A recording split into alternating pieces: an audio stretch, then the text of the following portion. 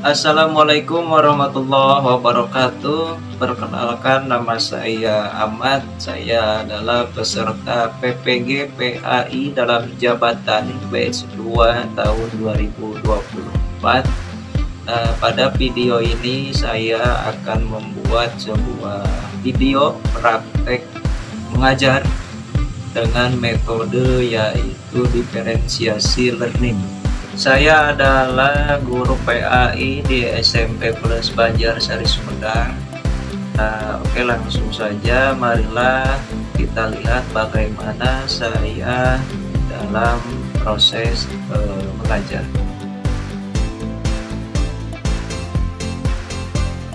Selamat pagi.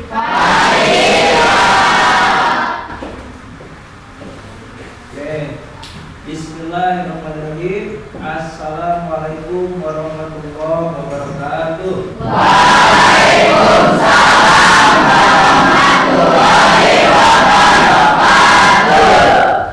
Ada yang tidak hadir? Siapa? Jadi datang mau kemana? Ya, mudah-mudahan cepat sembuh ya, bisa bersama-sama kembali dengan kita. Oke, sebelum pembelajaran, marilah kita untuk membaca doa bersama-sama. Ya, apakah ada yang mau memimpin? Saya. Ya, silakan. Sebelum belajar, mari kita berdoa. Berdoa dimulai.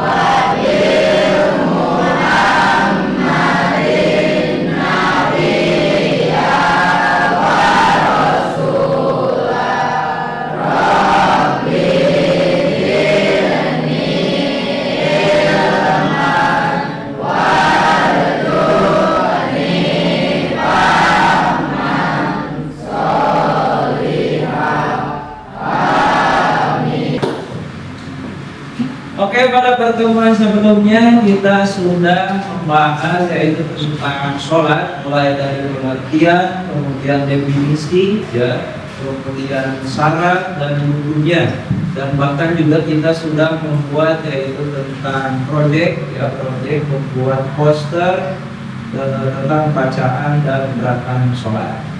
Nah, pada pertemuan kali ini ya kita akan belajar ya tentang bacaan sholat, ya nanti kita akan bagi kelompok, dan sebelum itu nanti Bapak akan tes dulu ya mana yang sudah bisa, mana yang setengah bisa, dan mana yang sudah bisa ya.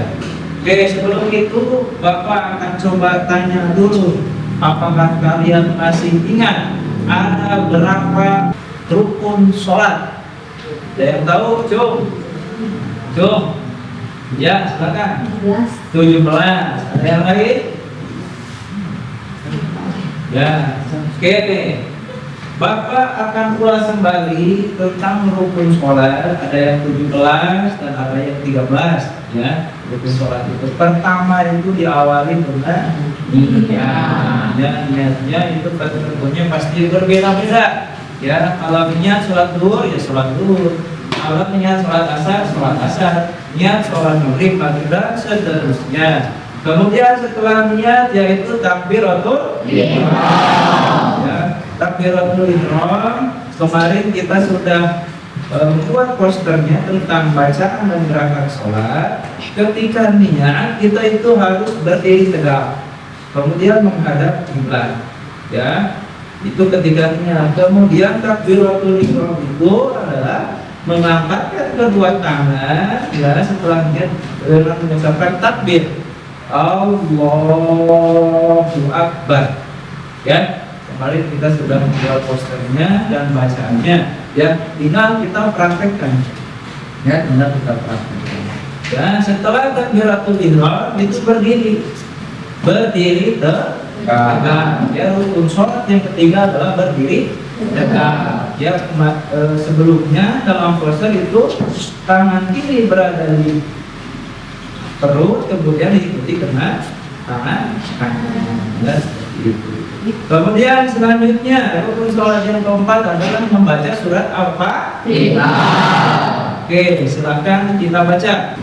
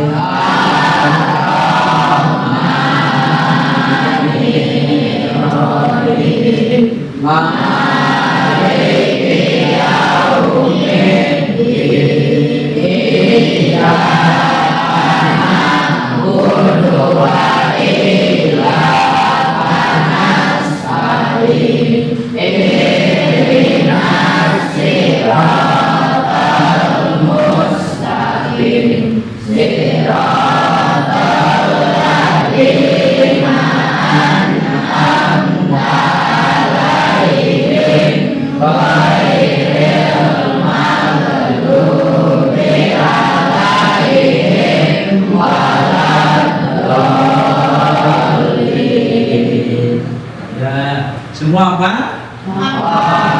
Ya, surat Al-Fatihah ya, semuanya harus bisa dan harus hafal. Oke, selanjutnya rukun sholat yang kelima yaitu ruku. Kira-kira bacanya seperti apa? Rega, coba bacakan. Subhana ya, subhana rabbiyal a'la wa bihamdihi. Berapa kali? 3 kali. Ya, itu. Kemudian rukun sholat yang selanjutnya yaitu setelah ruku iktidal. Ya, bacaan iktidal. Ada yang tahu, Cuk? Kalau kita ada yang tahu petunjuk, coba Rika bacakan.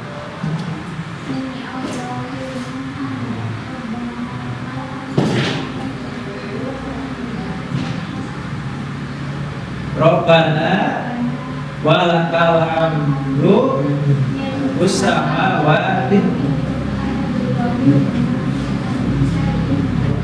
Ya Rabbana walakal hamdu bil ussamawati wa milkul ardi wa milkul ardi sayyidin. Nah, itu ya bacaan iktidal. Kemudian selanjutnya setelah iktidal yaitu sujud. Ya, sujud. Nah, sebelum ke sujud, Bapak akan contohkan dulu ya. Dari niat berdiri tegak, kemudian menghadap kiblat, takbiratul ihram, mengangkatkan kedua tangan. Setelah itu mengucap takbir, kemudian tangan kiri berada di mulut, kemudian diikuti tangan kanan seperti itu. Kemudian baca Al-Fatihah, kemudian ruku. Sebelum ruku itu baca takbir Allahu Akbar. Kemudian ruku seperti ini. Dan ruku itu harus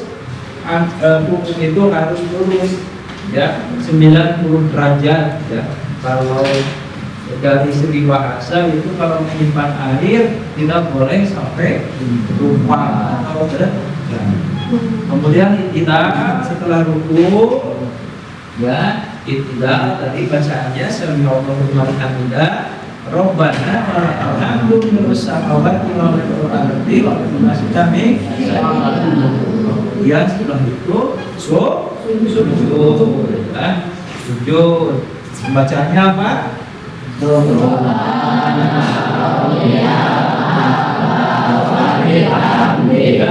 Subhana rabbiyal a'la wa bihamdihi. Berapa kali? 3 kali. Setelah sujud kira-kira duduk di antara sujud. Wah, kira-kira bacanya seperti apa?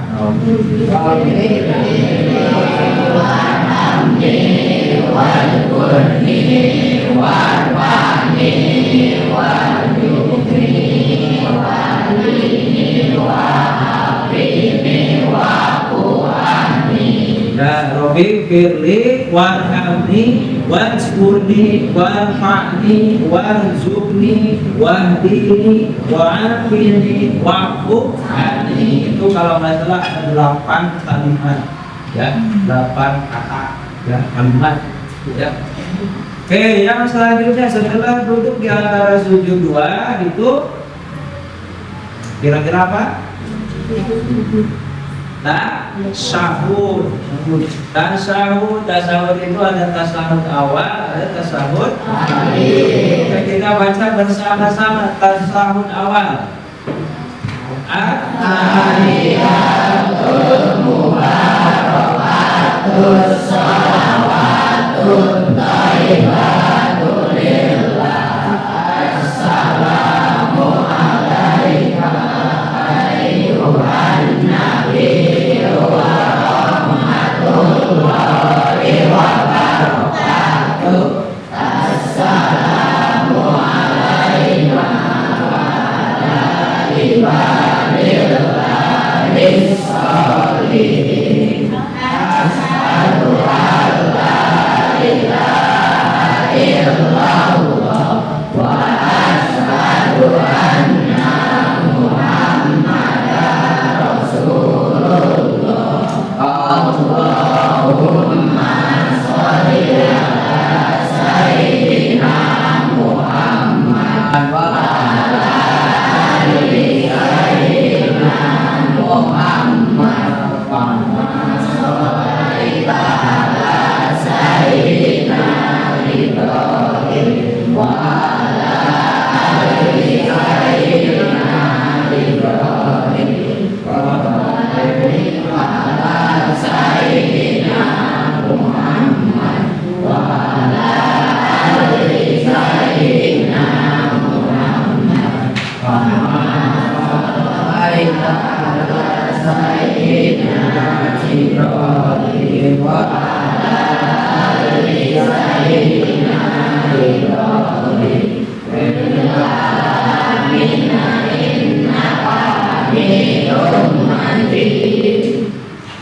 Oke, untuk tasawuf awal itu sampai sholawat Allahumma sholli ala sayyidina Muhammad. Dan untuk tasawuf akhir ikuti dengan lanjutannya sampai sholawat Nabi Ibrahim, kemudian ada doa, ya, dua kali. Dan setelah tasawuf itu salam, menengokkan kepala ke kanan dan ke kiri, mengucapkan salam. Assalamualaikum warahmatullahi wabarakatuh. Yang ada doanya, ada yang pakai doa dan ada yang tidak. Penting adalah salam. Nah, setelah salam itu ada yang namanya tumanina. Ya, tumanina itu adalah tenang. Ya, dalam sholat itu khusyuk, ya, itu tenang. Tidak boleh cepat-cepat, ya. Ketika melaksanakan ruku itu harus tumanina, tenang. Ya, jadi jangan seperti lomba lari, ya, balap-balapan, ya. Jadi tumanina harus tenang. Dan selanjutnya yaitu taslim, ya. Rukun sholat yang ke-13 yaitu taslim, ya. Diawali dengan niat, diakhiri dengan salam, ya. Jadi itu jangan sampai salam dulu baru niat, ya. Salah dan harus diawali dengan niat, dan itu terkait rukun sholat, ya. Dan nanti ada yang bisa kelihatan bisa, ada yang setengah bisa, dan ada yang bisa. Nah, selanjutnya Bapak akan tes satu orang, ya.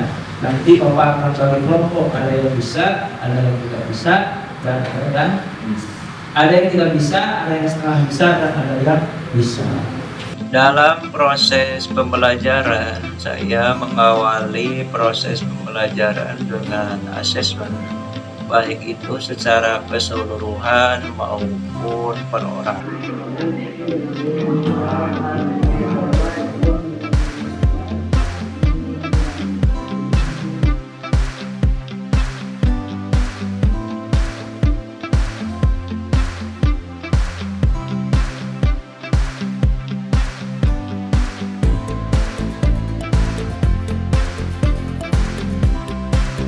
Setelah mendapatkan data dari peserta didik yang diawali dengan asesmen, kemudian saya membagi menjadi beberapa kelompok atau berdiferensiasi. Oke, berdasarkan hasil tes yang sudah Bapak lakukan, ya, kita akan bagi kelompok berdasarkan yang belum bisa, kemudian yang setengah bisa, dan yang sudah bisa. Ya, dalam arti lancar dalam membaca atau tahu persis bacaannya, ya, bacaan sholat. Nah, dalam metode diferensiasi learning ini, dalam pembelajarannya yaitu mengelompokkan peserta didik menjadi beberapa kelompok berdasarkan tingkat kemampuannya.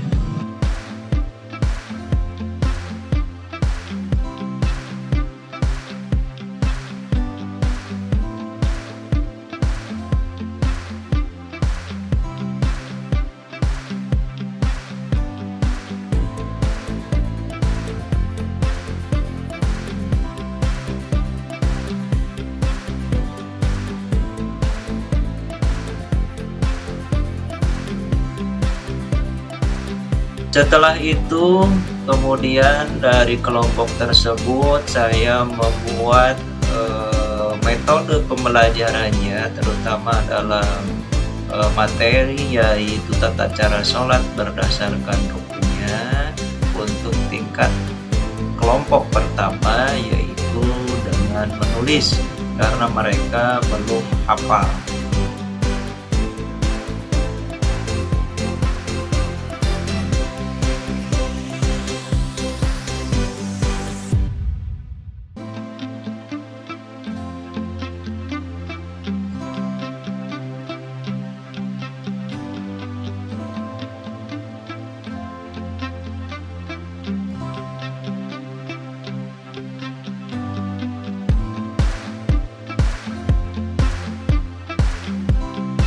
Nah, untuk kelompok 2 karena mereka sudah ada sebagian yang hafal ya, namun mereka lupa ataupun belum belajar.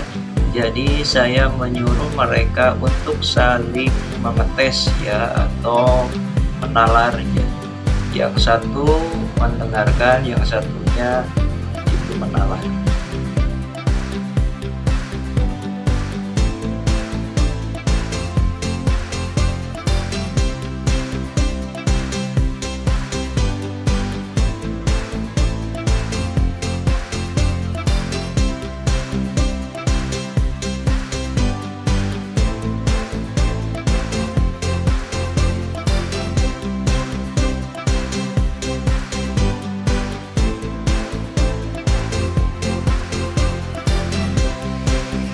Kemudian kelompok selanjutnya yaitu kelompok yang sudah lancar atau sudah bisa ya, atau paham. Jadi saya menyuruh mereka untuk mempraktekkannya ya, baik itu bacaannya kemudian prakteknya.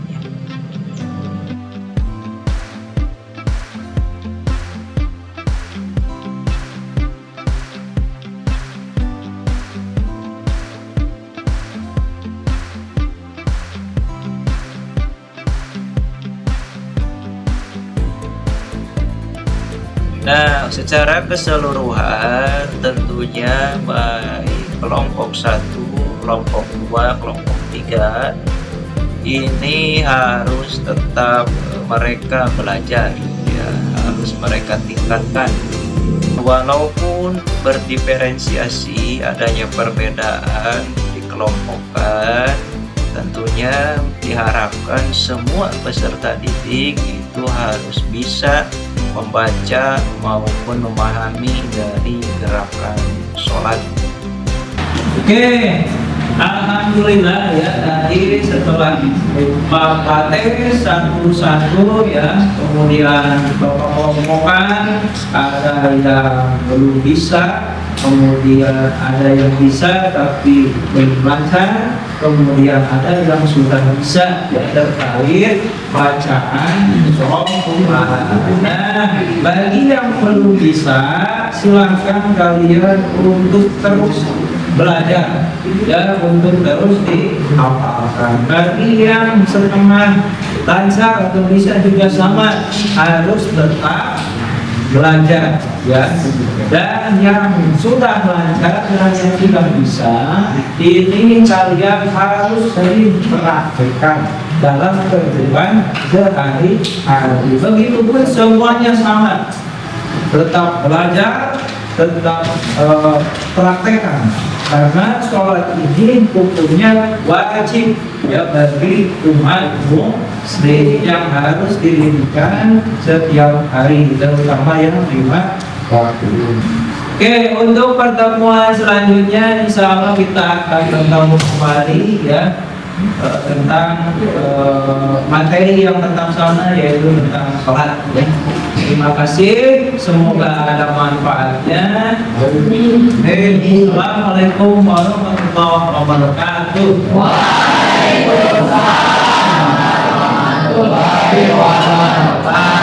Terima kasih, semoga video ini dapat bermanfaat dan mohon maaf atas segala kekurangannya. Assalamualaikum warahmatullahi wabarakatuh.